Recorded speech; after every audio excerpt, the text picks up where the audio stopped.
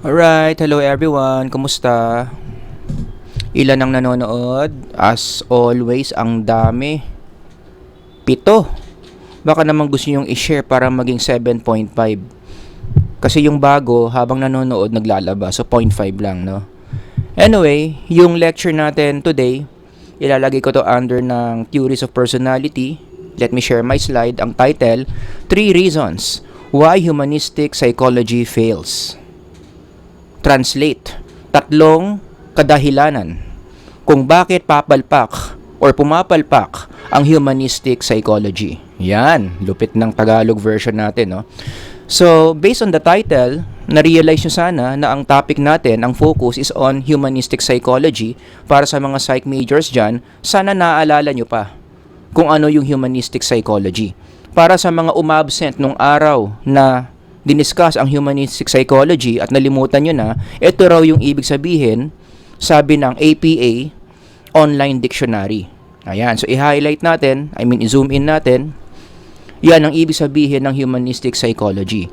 Okay, so mahaba yung definition, you can just pause the video if you need to, but I would just to highlight yung mga red words dito sa definition. If you notice, in humanistic psychology, the self is placed a central role. Ibig sabihin, ikaw ang bida dito sa humanistic psychology. From the term human. Everybody say human. Yung humanistic psychology kasi is a protest against some schools in psychology na nagsasabi na wala tayong control sa personality natin. Such as, sabi ng psychoanalytic movement, ang bossing daw natin is the unconscious. So yung kaugalian mo, kaya ka ganyan, kaya ka hindi nagbabayad ng utang, kaya ka na-in-love sa may asawa dahil sa unconscious mo. Wala kang control doon.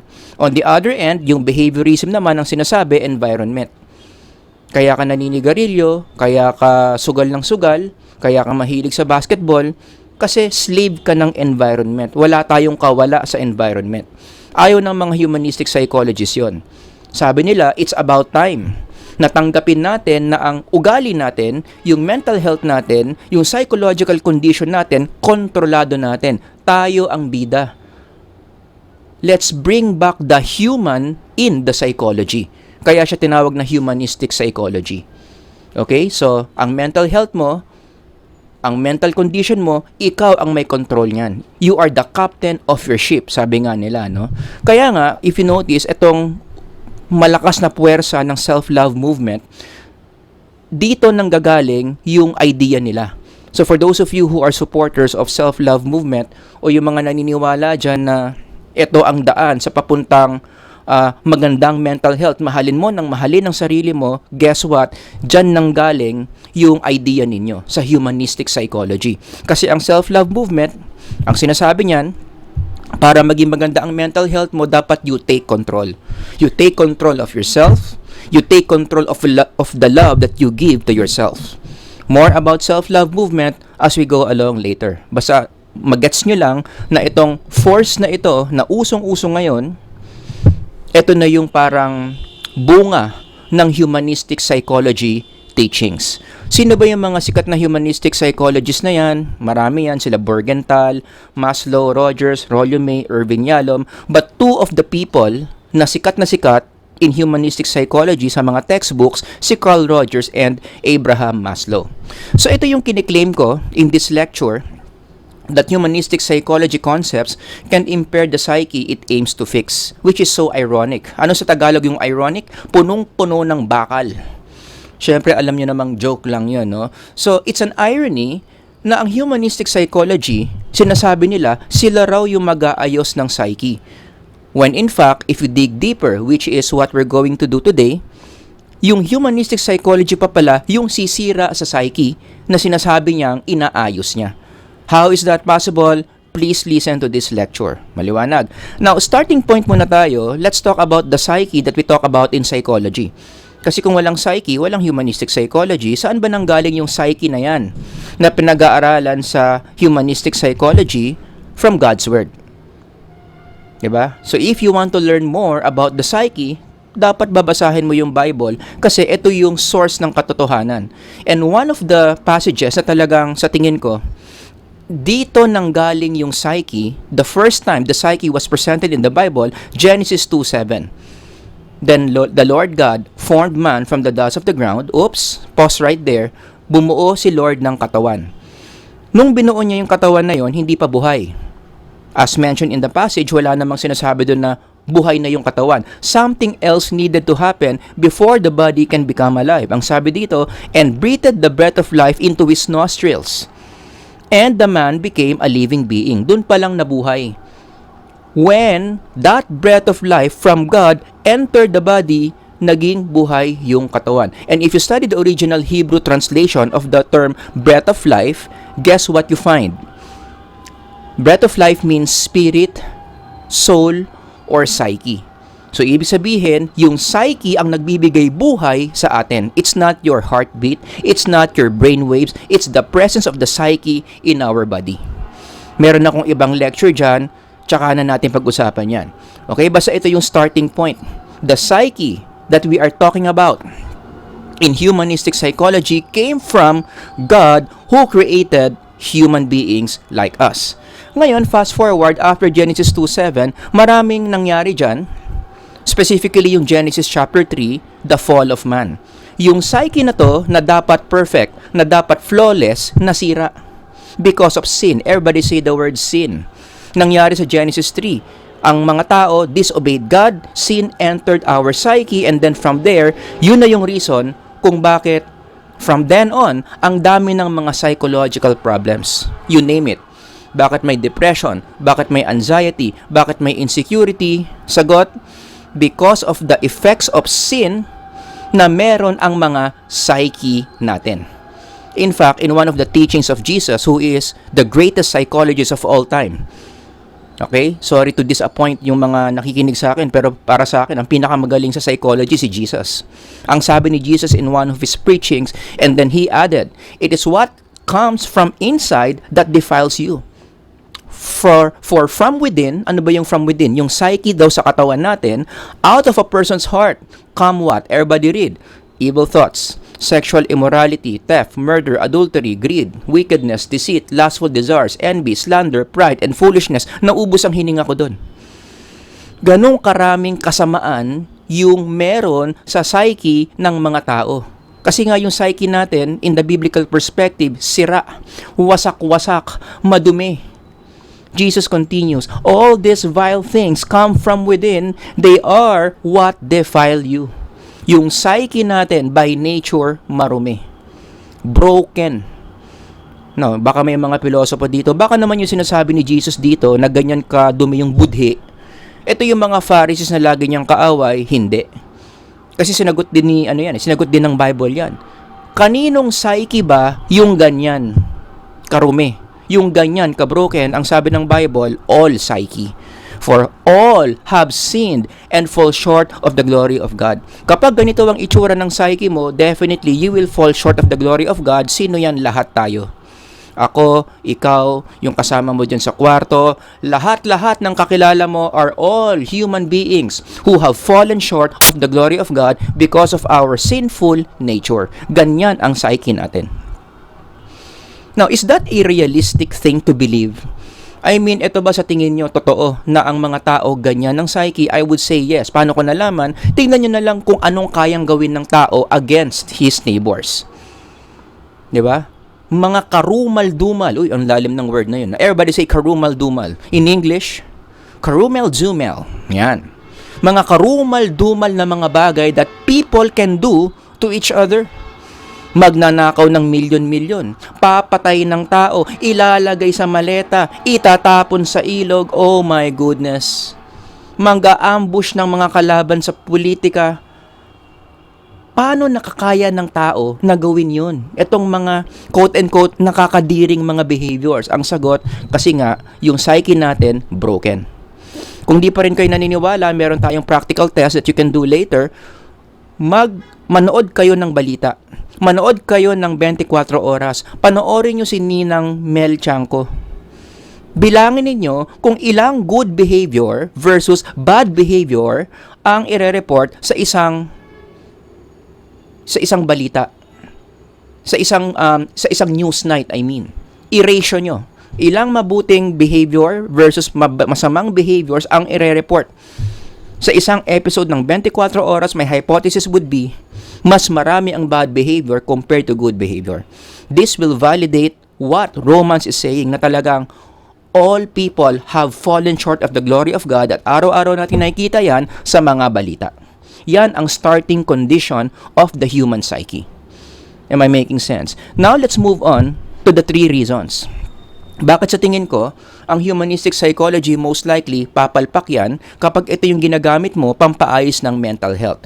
Reason number 1 kasi, kung titignan mo itong humanistic psychology, it is counter-change. In fact, another term for this is anti-change. Everybody say anti-change.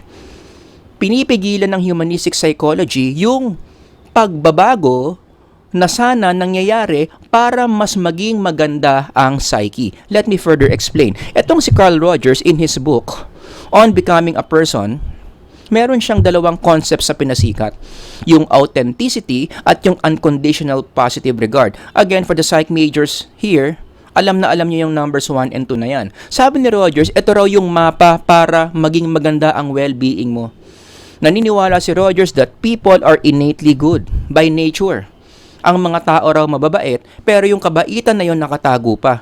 Kailangan mo pa siyang i-unpack. Paano i-unpack? Yun lang ay sinasabi ko. Bibigyan mo raw dapat ng authenticity at ng unconditional positive regard. Ang ibig sabihin ng authenticity, sasabihin mo sa tao na yan na dapat wala siyang pretension. Just be who you are. Ipakita mo kung sino ka. Kung ano man yung patterns mo, kung ano man yung feelings mo, wala ka dyang itatago. What you see is what you get. Dapat i-express mo yan kung sino ka at dapat proud ka dyan. Diba? Yan ang authenticity. Yung unconditional positive regard naman, ang sinasabi ni Rogers, dapat i-demand mo sa mga tao sa paligid mo na kahit ano ka pa, dapat tanggap ka nila.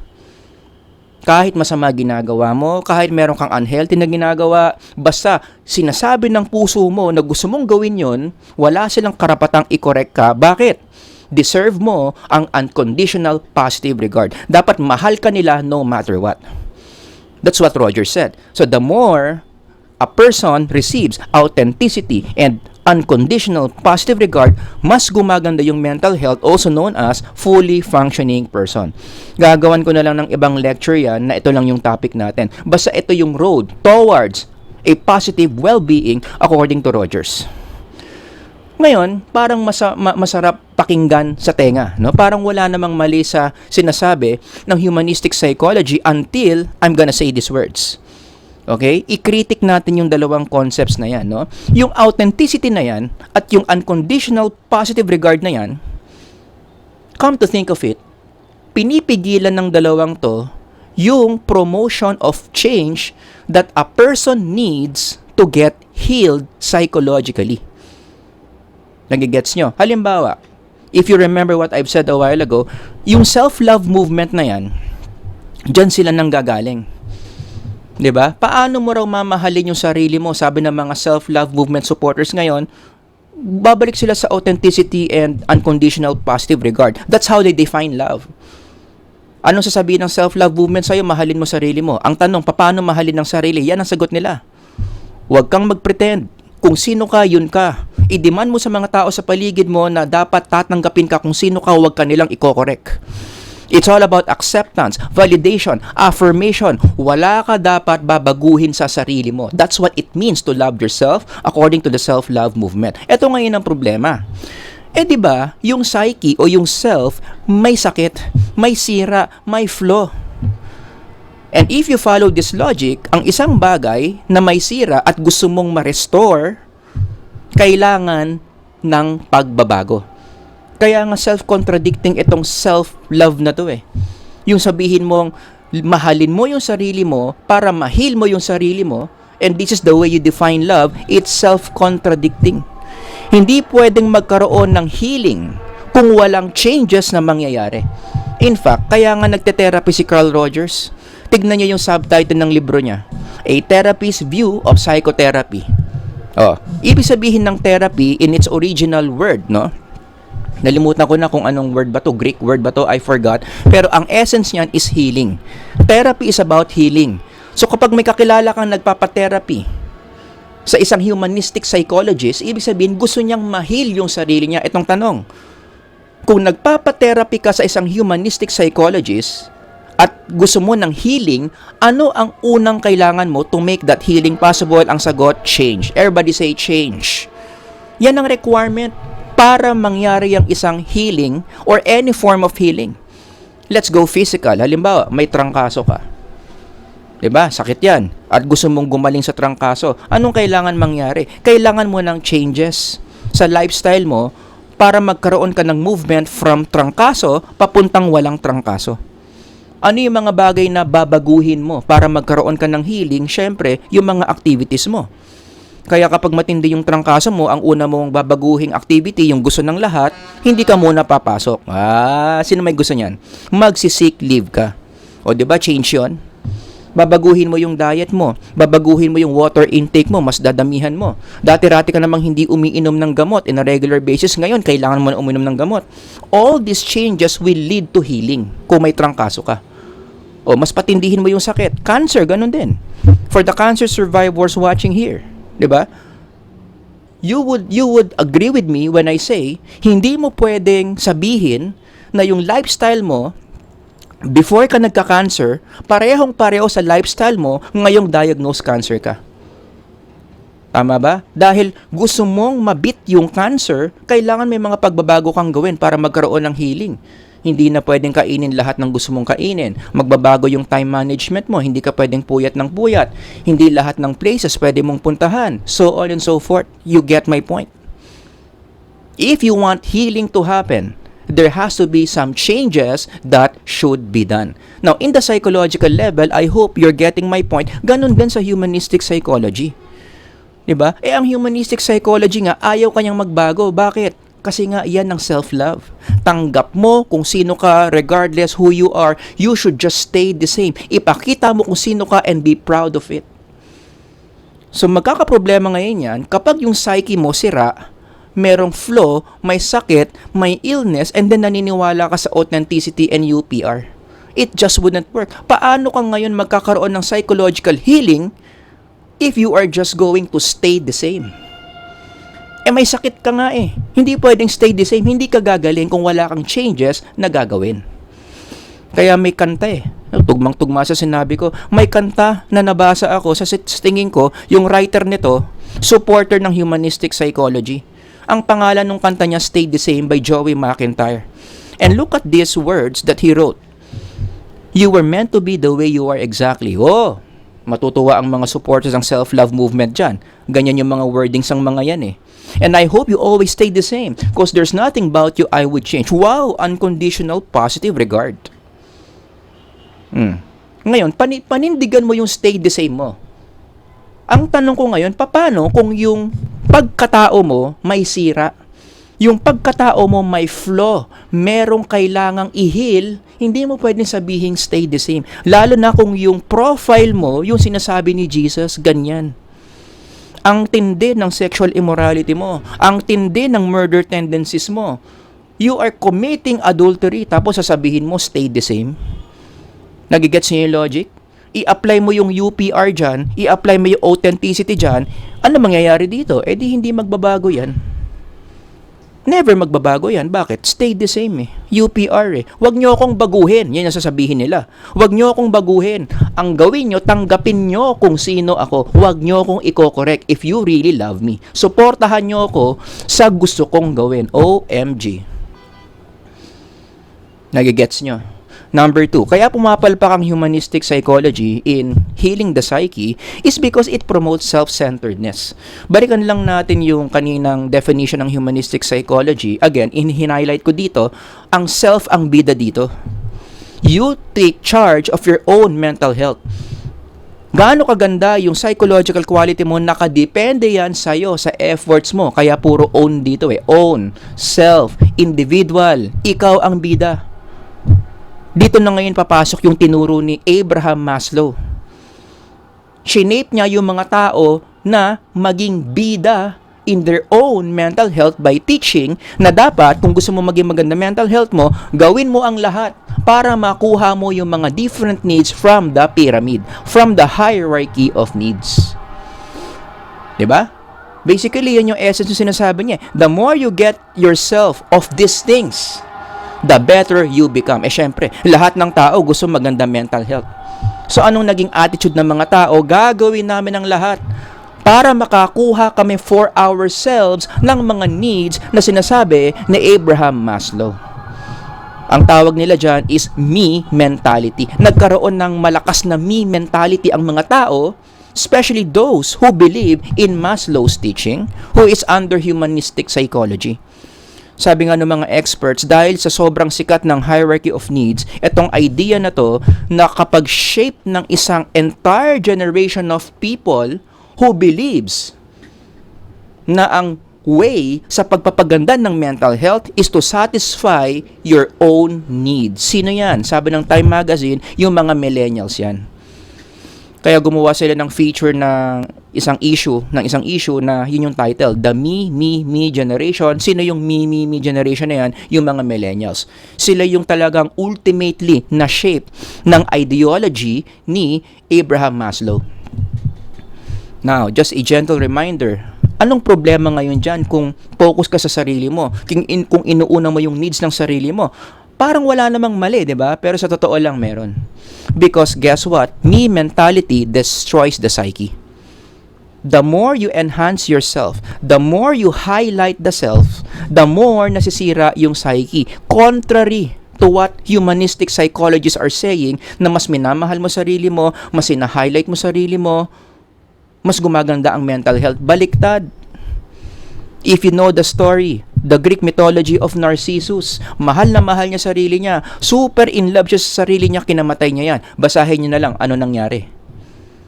Siyempre, mga nakataas na naman ng kilay. So, ang basis mo para sabihin yan is Greek mythology. Hindi lang to Greek mythology. In fact, this Greek mythology is so true, it's so scientifically true, na naging official name yan ng isang diagnosis sa DSM-5 by the name of Narcissistic Personality Disorder.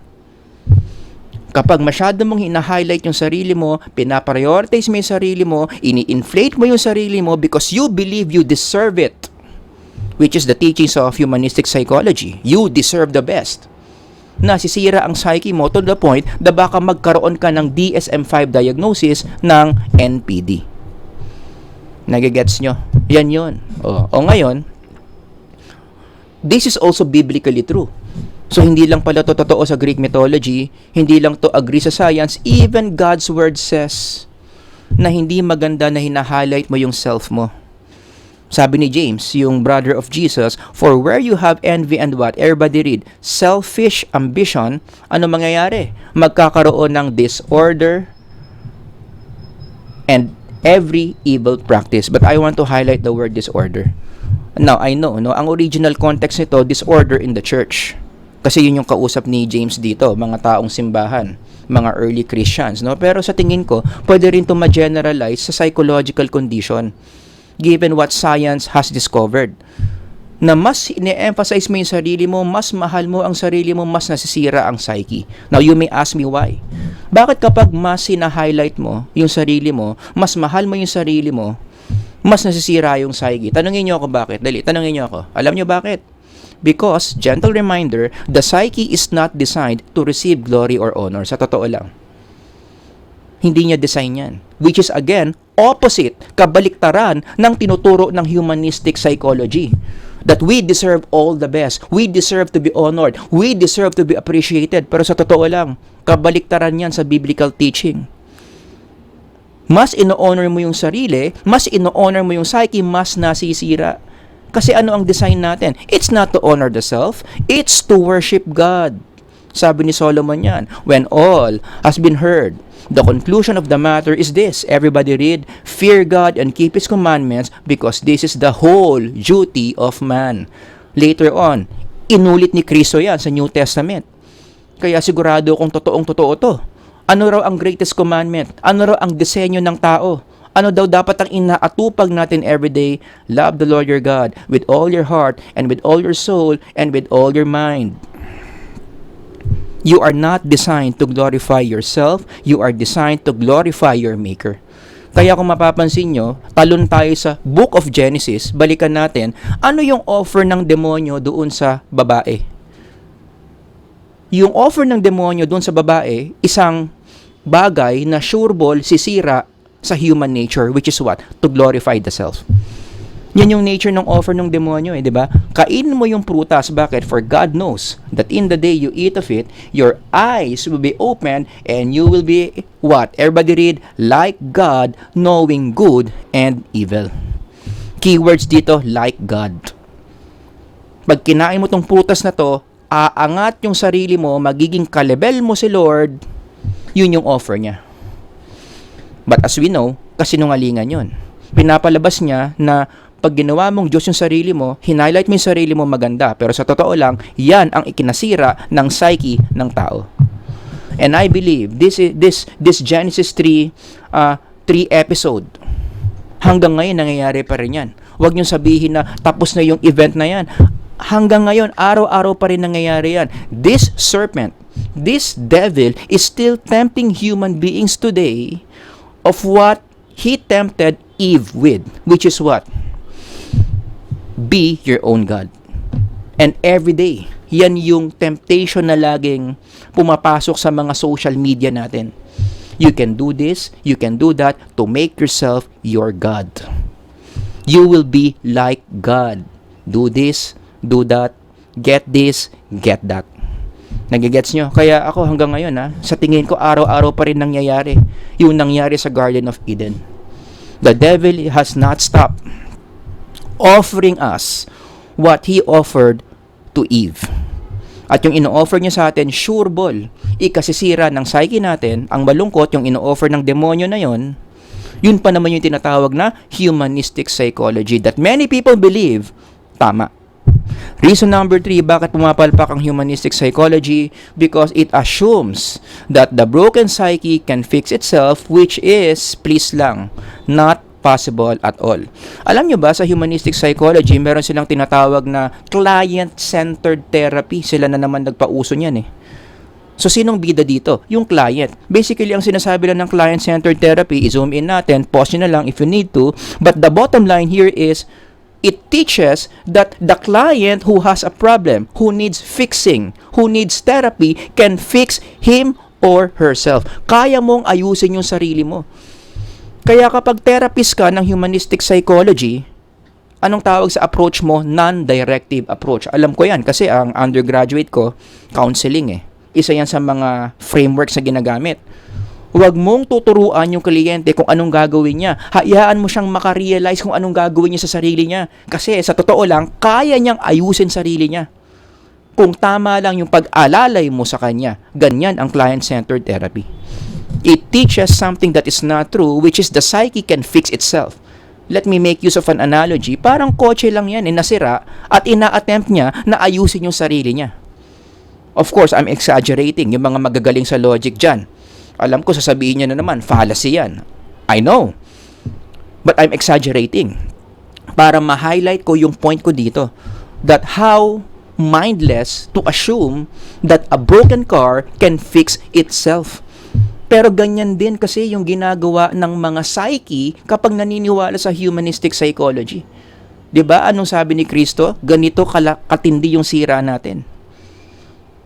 We are so vile, we are so dirty, we are so broken. And this humanistic psychology makes us believe na kaya nating i-improve yung mga sarili natin. That is not true. Parang yung kotse. Balik ulit tayo sa kotse. Anong kailangan ng kotse para maayos siya? Kung hindi niya kaya ayusin sarili niya, sino makakapag-ayos sa sirang kotse? Kailangan niya ng car expert. Ideally, sino to? Yung gumawa sa kanya. Yung designer ng kotse, tama ba? Kung yung designer ng kotse mismo ang mag-aayos sa sirang kotse, sure ball maaayos yan. Bakit? Design niya yun eh. Alam niya yung mga ins and outs ng mga makina ng kotse, kaya sure ball maaayos yan. In the same way, when we talk about the psyche, when we talk about the soul, huwag mong ayusin sarili mo. Ang kailangan mo, yung nag-design sa kaluluwa mo, who is the maker of your psyche, who is God. Now we have come full circle, kaya ako nagsimula doon sa Genesis 2:7 kanina. Saan galing ang psyche natin? From the God who designed our psyche. Nagigets nyo? So, hindi therapist ang aalalay sa'yo para maayos mo sarili mo. Lalong hindi ikaw ang dapat umayos sa sarili mo. You go back to your maker. Siya ang aayos sa sira-sira mong psyche. Now, question. Let's talk about this God. Ano ba yung mga kayang gawin ni God na tagagawa ng psyche natin? Kung lumapit tayo sa Kanya, this God can wash us clean according to Psalms. This God can heal our brokenness according to Isaiah. Basahin nyo na lang on your own. This God can restore our soul. Again, sabi ni David. This God in the New Testament, ang sabi, He can transform us from glory to glory. Ganyan ka-powerful yung gumawa ng kaluluwa natin. At para sa akin, yan ang tunay na therapy. Wash me clean, healing, restores the soul, transformation. Oh my goodness, yan ang tunay na therapy. Ito yung mga bagay na hindi kayang gawin ng kahit na sinong therapist or ikaw mismo. Hindi mo kayang gawin sa sarili mo yan. You cannot heal yourself. You cannot wash yourself clean. You cannot restore your soul. You cannot transform yourself in the image or in the likeness of God. Only God can through the Holy Spirit. Kaya ito lang yung bottom line ko dito. Ang bottom line ko dito is, ayusin ko lang tong sizing dito. The psyche's problem is too complex. Everybody say too complex. Masyadong matindi para ikaw ang mag-solve niyan ng sarili mo. Unfortunately, this is exactly what humanistic psychology teaches. Na kaya mong ayusin ang sarili mo, you are just setting yourself up for a lot of disappointment. Hindi mo kaya and it would not happen. Kahit anong therapy gawin mo sa sarili mo, kahit gaano kagaling yung therapist mo, if your problem is like this, ganyan katindi, you need the supernatural power of God. You cannot do this all by yourself. O ngayon, balikan natin. In summary, yung reasons 1, 2, and 3 ko. Ulitin ko. Reason 1, counter change ang humanistic psychology. Reason 2, bakit palpak yan? It promotes self-centeredness na sumisira pala sa psyche. Reason number 3, nag-a-assume tayo ng isang bagay na mali na kaya nating ayusin yung mga sarili natin. Totoo ba yan? Is there a good reason to believe that these reasons are correct? Kung bakit pumapalpak ang humanistic psychology in fixing our mental health, I'm going to give you a question that will validate all these reasons. Alam niyo kung ano yung question na yon? Ask me. What is just one single question that will reveal na talagang totoo yung reasons 1, 2, and 3? Ito lang yung question ko. How come? Everybody say, how come? How come yung mental health ng maraming mga tao ngayon, sira-sira pa rin, mababa pa rin, hindi pa rin maganda? Sabi ng isang survey, 2024 na. Lots of mental health, lots of people today have mental health issue. 2024 na, and we think na yung pagbagsak ng mental health during the pandemic lang. Pero hindi, tapos na yung pandemic. Things are better now. We are now going back to normal, and yet, ano pang sabi? Worsened. Matindi pa during the pandemic. In spite of, everybody say in spite of the strong force of the self-love movement. Alam niyo ba in history, ngayon, pinakamalakas ang puwersa ng self-love movement. Ang dami-daming mga libro dyan nagkalat, mga mura lang, about self-love. I'm sure marami sa inyo nanonood ngayon, meron kayong mga ganyang books on self-love na binabasa nyo, na ina-apply nyo in your everyday life. Ang dami ng mga posts sa Facebook about self-love. Ang daming mga vloggers out there that talks about self-love. Ang dami ng mga mental health professionals out there promoting self-love. Very accessible na ang self-love. Ang lakas ng puwersa ng self-love movement. And yet, here's my question. In spite of this strong force, bakit hanggang ngayon ganyan pa rin ang mental health natin?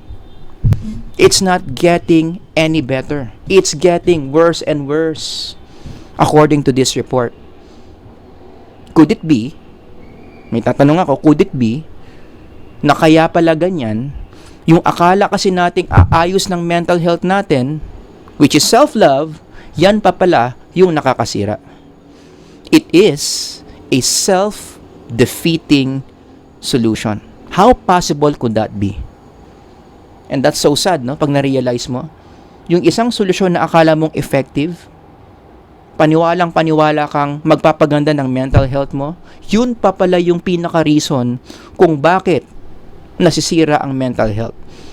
And it makes sense kapag ito yung ito yung framework mo. Usong-uso ang self-love movement. Pero in spite of that, bagsak ang mental health. Bakit? Maybe because the self-love movement is the one destroying our mental health. Tsaka yung isa ko pang reason to really, kung bakit talagang may confidence ako na nakakasira talaga ang humanistic psychology sa mental health natin is, sino bang paniniwalaan mo when it comes to mental health issues, psychological issues? Paniniwalaan mo ba yung mga humanistic psychologists, si Rogers, si Maslow? Don't get me wrong, hindi ko naman sinasabing lahat ng sinabi nila mali. In fairness, meron din naman silang mga sinabing tama, especially kung gagamitin mo in line of God's Word. 'Di ba? Gagawan ko ng ibang lecture yan. Pero ito ang point ko, mga researchers lang yan Pwede silang magkamali. Pinag-aaralan lang nila yung psyche. Unlike the Creator who is Jesus, siya yung gumawa ng psyche. So, kanino kang makikinig? Doon sa researcher, nag-aaral ng psyche, o doon sa gumawa ng psyche? Sana naman ang sagot mo, doon sa gumawa ng psyche. Yan ang matalinong sagot. And according to the creator of the psyche, we are not supposed to love ourselves. We are not supposed to put humans on top of our mental health. We should be putting God on top of our mental health because God is the one who can only fix our mental health. So yun ang sagot ko dyan. Bakit pumapalpak ang humanistic psychology movement in fixing people's mental health? Because of these three reasons. We are not supposed to be the bida of our mental health, but we are supposed to surrender our mental health to the creator of our psyche. Alright? So yun lang yung maikli kong lecture na alam ko marami na namang galit sa akin dyan. But as I always say, okay lang magalit kayo. Ang point ko lang, ba't ako nagle-lecture? We communicate God's truth. Alright? So kung meron kayong mga tanong, comments, ilagay nyo lang dyan sa baba. Sir Howard here. God bless everyone. Ingat kayong lahat until the next lecture. Bye.